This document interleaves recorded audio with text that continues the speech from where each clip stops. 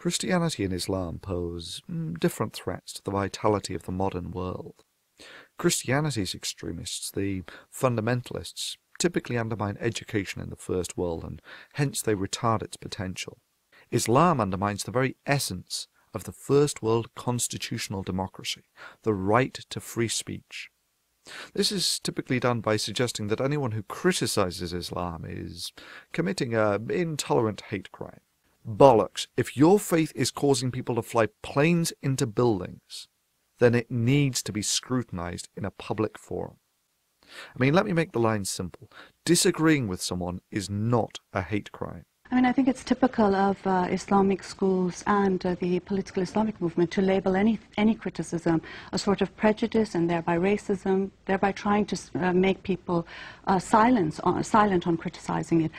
Inciting someone to break the law because of your opinion is. For instance, suggesting that you think that those who leave Islam are jerks is not a hate crime. Suggesting that people who leave Islam should be killed is a hate crime. But what is the penalty for apostasy? What is the penalty for leaving the Muslim faith? If it's an Islamic country, then the Sharia is very clear. Apostasy is dealt with the death penalty. Thank you, that's all I want to hear. And yes, if that is a central tenet of your religion, then the very practice of your religion is a hate crime in a modern first world country.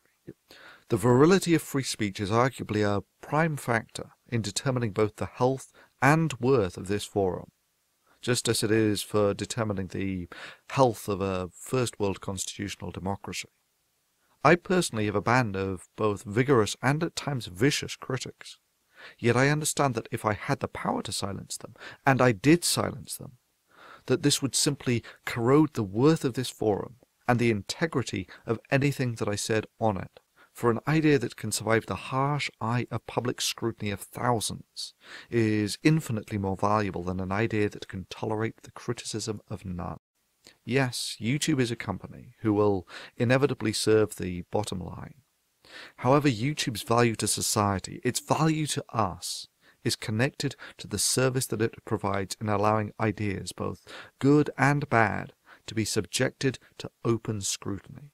Recently, both zomgitscriss and DPRjones both had videos which, to be quite frank, had the most meek criticism of Islam taken down for community guidelines violations. Bullshit. If I no longer have the right to call these religiously motivated actions a hate crime, then what is the worth of this forum? Only a matter of time until we rule Earth, until we control Earth. One day, this very flag will fly over the Parliament in London. We will see this flag that will fly over the White House, and we will see the Black House. The Kaaba will take over the whole world. You will take over USA. You will take over UK. You will take over Europe. You will defeat them all.